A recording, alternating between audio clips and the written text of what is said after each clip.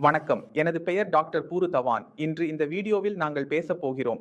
Paralysis பாதிக்கப்பட்டவர்கள், அவர்களுக்கு கை மற்றும் கால் சரியாக வேலை செய்யவில்லை என்றால், குளிர்காலத்தில் அவர்கள் எவ்வாறு உணவு எடுத்துக்கொள்ள வேண்டும் என்பதை குறித்து.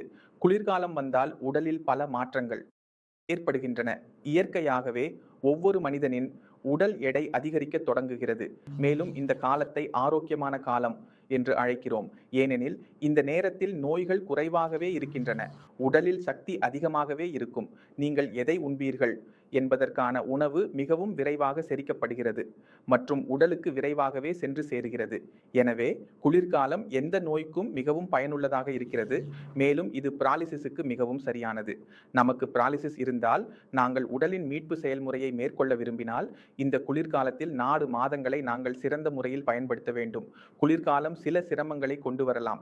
ஆனால் இந்த சிரமங்களை கடந்து செல்லும் ஒருவர் தனது உடலில் மீட்பு காண்பார். எனவே இன்று நாங்கள் உணவு குறிப்புகளை பற்றி பேசப் போகிறோம்.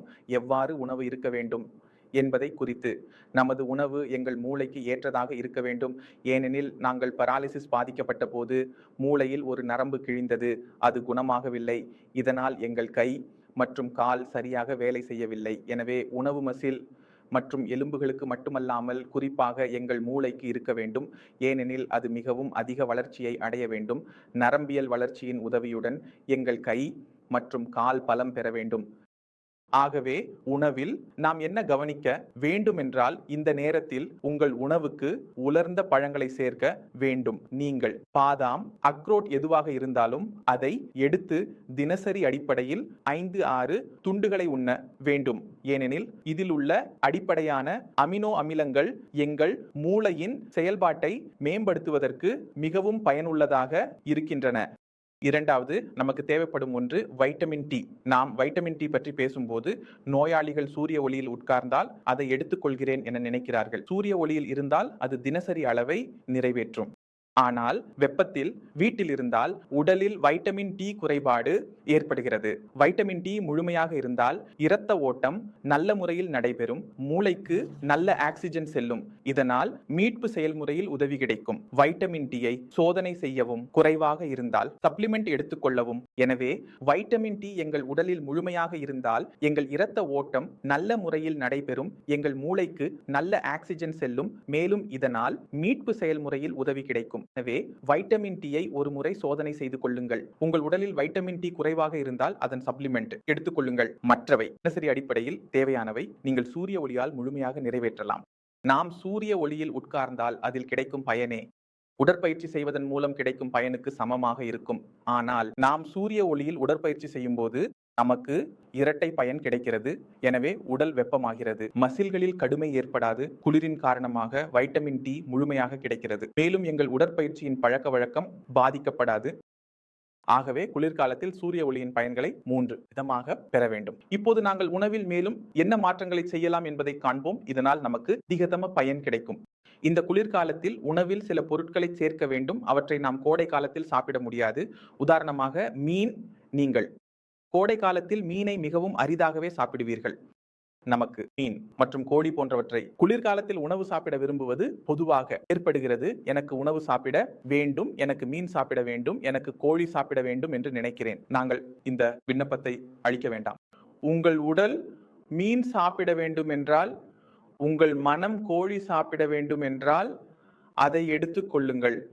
மீன், கோழி, கோழி சூப், எண்ணெய் அல்லது மசாலா இல்லாமல் சாப்பிடுங்கள். இது மூளைக்கு நல்லது.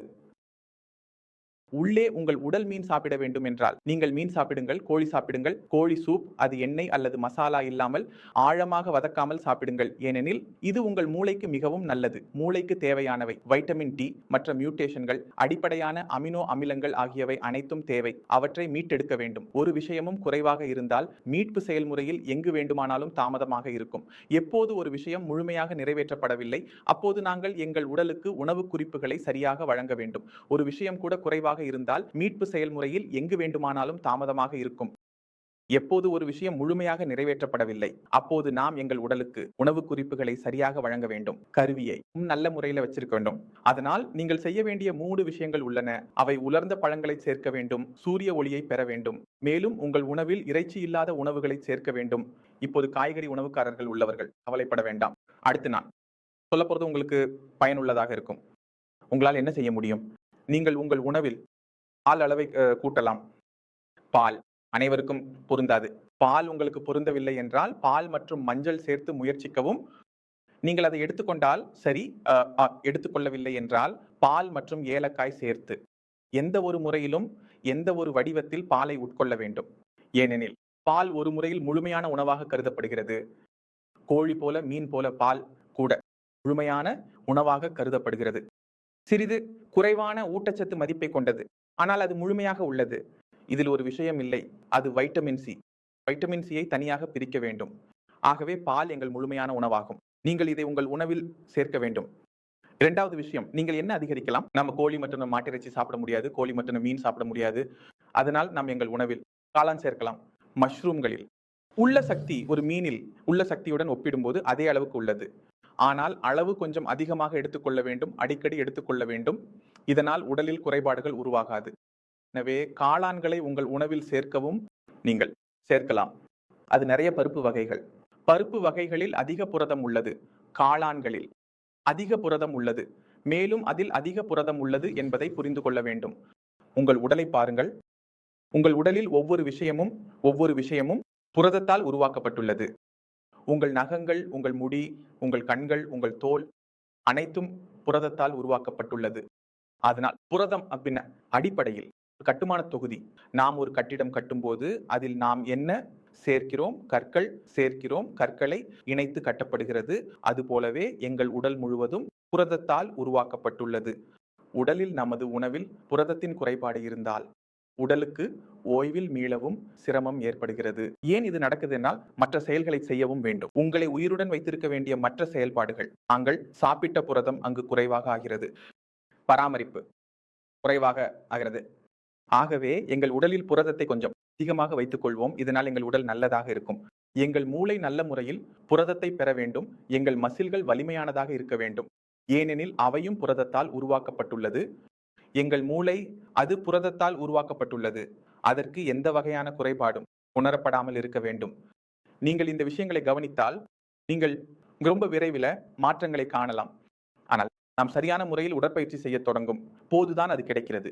ஏனில் சாப்பிடுவதால் மட்டும் வேலை முடியாது. நீங்கள் உட்கார்ந்து உணவு சாப்பிடினால் அது வெறும் எடை அதிகரிக்க மட்டுமே இருக்கும். குளிர்காலத்தில் நீங்கள் உணவுடன் நல்ல உணவுகளை சாப்பிடுகிறீர்கள். உங்கள் விருப்பமான உணவுகளை சாப்பிடுகிறீர்கள். நீங்கள் விரும்பும் உணவுகளை சாப்பிடுகிறீர்கள். ஆகையால் உங்கள் உடலுக்கு தேவையான உடற்பயிற்சிகளை நீங்கள் விரும்புகிறீர்கள் அல்லது விரும்பவில்லை என்றாலும் செய்ய வேண்டும்.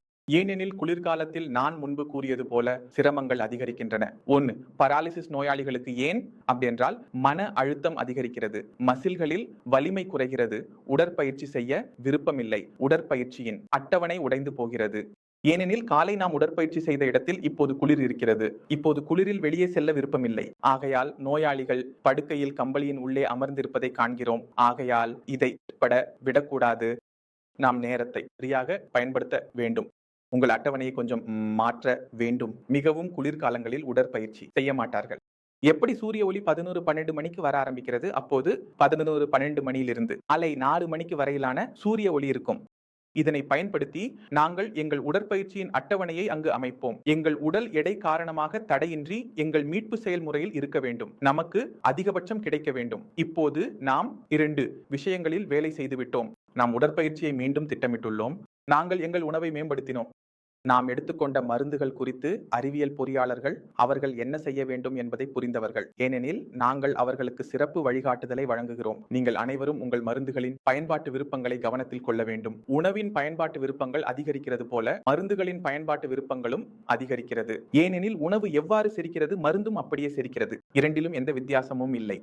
மருந்துகள் எங்கள் இரத்தத்தில் நல்ல முறையில் உறிஞ்சப்படுவதால் அதிகமாக செல்லும் போது எங்கள் மீட்பு வேகமாக நடைபெறுகிறது. மீட்பு வேகமாக நடைபெறும் போது நீங்கள் கவனிக்க வேண்டும். உடற்பயிற்சியை எந்த ஒரு விலையிலும் குறைக்க விடக்கூடாது. ஏனெனில் மூளை இப்போது என்ன செய்கிறது? மூளையின் அந்த பகுதியில் கிளாட் வந்தது. அது இறக்கல்ல. ஒன்று புதிய பகுதி கட்டுப்பாட்டில் உள்ளது. உங்கள் கைகள் மற்றும் கால்களை அதை கற்றுக் கொடுக்க வேண்டும். நீங்கள் மருந்துகளை மட்டும் எடுத்தால் உடற்பயிற்சி செய்யவில்லை என்றால் அது வளர்ந்து விடும். ஆனால் நீங்கள் எப்படி நடக்க வேண்டும், கை எப்படி உயர்த்த வேண்டும் என்பதை கற்றுக்கொள்ள முடியாது. அதனால இந்த விஷயத்தை நீங்கள் கவனத்தில் கொள்ள வேண்டும். உங்கள் அறையை கொஞ்சம் வெப்பமாக வைத்துக் கொள்ளுங்கள். ஏனெனில் உங்கள் குளிர் அதிகரிக்கும் போது உங்கள் அறை எவ்வளவு குளிரானதாக இருக்கும். அப்படி இருந்தால் அதற்கேற்ப ஸ்டிஃப்னஸ் அதிகரிக்கும். சூரிய ஒளியை நீங்கள் கண்ணாடியின் மூலம் எடுத்துக்கொள்வது நல்லது. இது நேரடியாக காற்றில் உட்காரக்கூடாது. ஜன்னல் போல. ஜன்னலிலிருந்து சூரிய ஒளி வருகிறதா? அந்த சூரிய ஒளி அறையில் இருக்கிறது. காற்று வீசவில்லை என்றால் அது அதிக பயனுள்ளதாக இருக்கலாம். இங்கு இப்படியான வாய்ப்பு இல்லாதவர்களுக்கு கவலைப்பட வேண்டாம். நீங்கள் பெறும் சூரிய ஒளியின் அதிகபட்ச பயன்களை பெற முயற்சிக்கவும். சகோதரரே, மிகவும் குளிர்ந்த காற்று வீசும்போது அது போன்ற சூழலை சற்று தவிர்க்க முயற்சி செய்யுங்கள். ஏனென்றால் வெயிலாக இருந்தாலும் குளிராக இருந்தாலும் கூட அது வீசும். காற்று குளிர்ச்சியாக வீசினால் கண்டிப்பாக விறைப்பை தரும். என்றாலும் ஸ்டிஃப்னஸ் வந்தாலும் கவலைப்பட வேண்டாம். ஏனெனில் இது உங்கள் மீட்பில் பின்னுக்கு வராது. உங்கள் மீட்பு பின்னுக்கு வராது. இன்று நீங்கள் நடக்க முடிந்தால் நாளை நீங்கள் நடக்க முடியாது என்று இல்லை. ஒன்று மீட்பு ஆன பிறகு நீங்கள் கவனிக்க வேண்டியது என்னவென்றால், ஸ்டிஃப்னஸ் மட்டும் மசில்களில் வந்துள்ளது மற்றும் ஸ்டிஃப்னஸை நீக்குவதற்கான முறையை நான் சொல்லி வந்துள்ளேன். மீண்டும் சொல்லுகிறேன், மசில்களுக்கு குளிர் ஸ்டிஃப்னஸை ஏற்படுத்தும் மற்றும் வெப்பம் கொடுத்தால் அது சீராக இருக்கும். அதனால் மசாஜ், உடற்பயிற்சி, இந்த இரு முறைகளும் உங்கள் மசில்களை சீராக வைத்திருக்க உதவும். ஏனெனில் இதில் வெப்பம் உருவாகும். நீங்கள் ஹீட்டிங் பேட் பயன்படுத்தலாம். கொஞ்சம் வெப்பமான ஆடைகளை அதிகமாக அணியலாம். இதனால் உங்கள் உடல் நல்ல முறையில் வெப்பமாக இருக்கும். மசில்கள் சீராக இருக்கும். எந்த வகை படிகள் உங்கள் உள்ளத்தில் காணப்படக்கூடாது.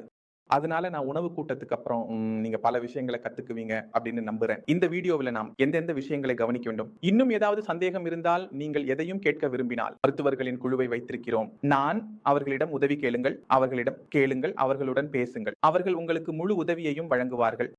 இந்த 8 மாதங்களில் மிகவும் வேகமாக தகவல்களை கொண்டு வருகிறேன். இப்போது இதோடு நீங்கள் அனைவரும் நடக்க அனுமதி கேட்கிறேன். அடுத்த வீடியோவில் சந்திப்போம். அப்போது வரை வணக்கம்.